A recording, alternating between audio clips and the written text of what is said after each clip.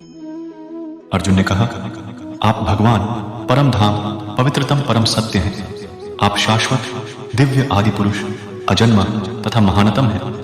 नारद, असित तथा व्यास जैसे समस्त महामुनि आपके विषय में इस सत्य की पुष्टि करते हैं और अब आप स्वयं मुझसे इसी की घोषणा कर रहे हैं। हे कृष्ण, आपने जो कुछ कहा है उसे पूर्ण रूप से मैं सत्य मानता हूं। हे प्रभु, न तो देवता और न असुर ही आपके व्यक्तित्व को समझ सकते हैं। भगवान से भगवद गीता सुनने के बाद अर्जुन ने कृष्ण को परम ब्रह्म स्वीकार कर लिया। प्रत्येक जीव ब्रह्म है, लेकिन परम पुरुषोत्तम भगवान परम ब्रह्म है। परम धाम का अर्थ है कि वे सबों के परम आश्रय या धाम हैं। पवित्रम का अर्थ है कि वे शुद्ध हैं और भौतिक कल्मश से अरंजित हैं। पुरुषम का अर्थ है कि वे परम भोक्ता हैं। शाश्वतम अर्थात सनातन, दिव्यम अर्थात दिव्य आदि देवम भगवान, अजम अजन्मा तथा विभुम अर्थात महानतम है।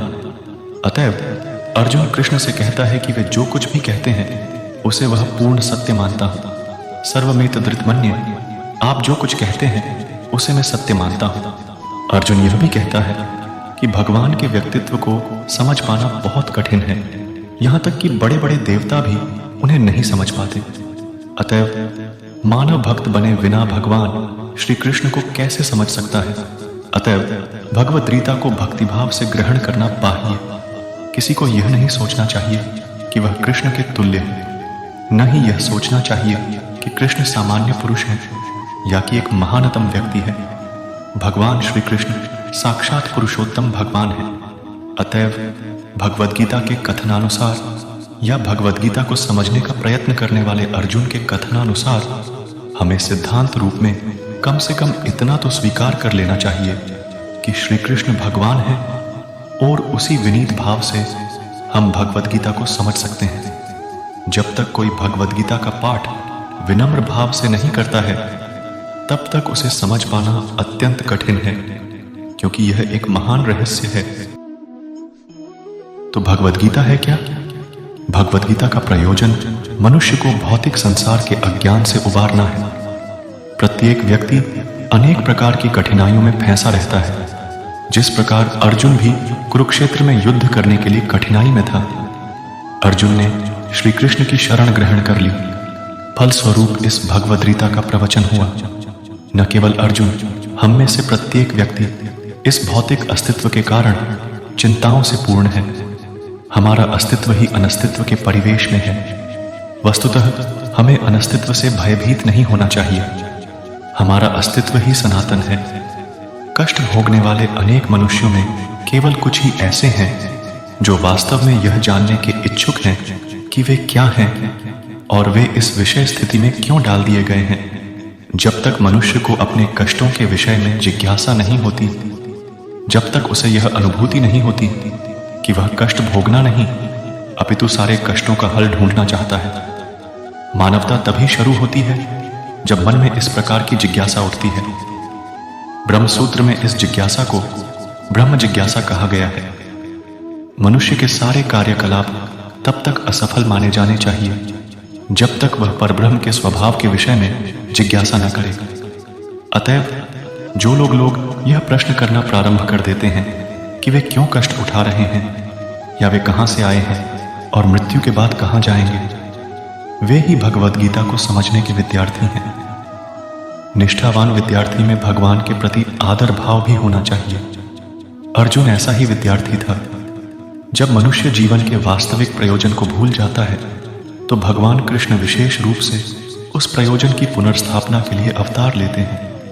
तब भी असंख्य जागृत हुए लोगों में से कोई एक होता है जो वास्तव में अपनी स्थिति को जान पाता है, और यह भगवद गीता उसी के लिए कही गई है। वस्तुतः हम सभी अविद्या रूपी बाधिन के द्वारा निगल लिए गए हैं, लेकिन भगवान जीवों पर, विशेषतया मनुष्यों पर कृपालु हैं। इसी उद्देश्य से उन्होंने अपने मित्र को अपना शिष्य बनाकर भगवद गीता का प्रवचन किया। भगवान कृष्ण के मित्र होने के बावजूद अर्जुन समस्त अज्ञान, अविद्या से मुक्त था, लेकिन कुरुक्षेत्र के युद्ध स्थल में वह अज्ञानी बनकर भगवान कृष्ण के जीवन की समस्याओं के विषय में प्रश्न करने लगा, जिससे भगवान उनकी व्याख्या भावी पीढ़ियों के मनुष्यों के लाभ के लिए कर दें और जीवन की योजना का निर्धारण कर दें, तब मनुष्य तदनुसार कार्य कर पाएगा और मानव जीवन के उद्देश्य को पूर्ण कर सकेगा। भगवद गीता के इन 5 मूलभूत विषयों में से इसकी स्थापना की गई है कि भगवान अथवा कृष्ण अथवा ब्रह्मा या परमात्मा, आप जो चाहे कह लें, सबसे श्रेष्ठ हैं।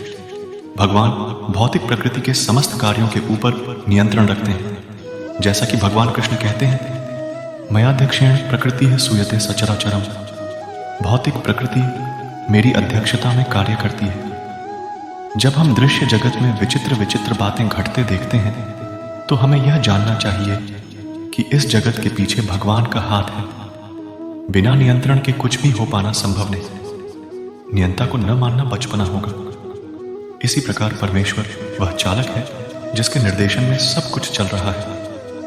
भगवान ने जीवों को अपने अंश रूप में स्वीकार किया है। सोने का एक कण भी सोना है, समुद्र के जल की बूंद भी खारी होती है। इसी प्रकार हम जीव भी परम नियंता ईश्वर या भगवान श्री कृष्ण के अंश होने के कारण सूक्ष्म ईश्वर या अधीनस्थ ईश्वर है। हम प्रकृति पर नियंत्रण करने का प्रयास कर रहे हैं और इस समय हम अंतरिक्ष या ग्रहों को वश में करना चाहता है और हम में नियंत्रण रखने की यह प्रवृत्ति होती है। लेकिन हमें यह जानना चाहिए कि हम परम नियंता नहीं हैं। भौतिक प्रकृति क्या है? जीव को उत्कृष्ट प्रकृति कहा गया है। प्रकृति चाहे परा हो या अपरा, सदैव नियंत्रण में रहती है। वह भगवान द्वारा उसी प्रकार नियंत्रित होती है जिस प्रकार पत्नी अपने पति द्वारा। प्रकृति सदैव अधीन रहती है, उस पर भगवान का प्रभुत्व रहता है, क्योंकि भगवान ही अध्यक्ष है। जीव तथा भौतिक प्रकृति दोनों ही परमेश्वर द्वारा अधिशासित एवं नियंत्रित होते हैं। गीता के अनुसार यद्यपि सारे जीव परमेश्वर के अंश हैं, लेकिन वे प्रकृति ही माने जाते हैं। अपरिवमितस्त्वन्या, यह भौतिक प्रकृति मेरी अपरा प्रकृति है, लेकिन इससे भी परे दूसरी प्रकृति है। जीव भूताम अर्थात जीव है। इन गुणों तथा नित्य काल के संयोग से अनेक कार्यकलाप होते हैं जो कर्म कहलाते हैं।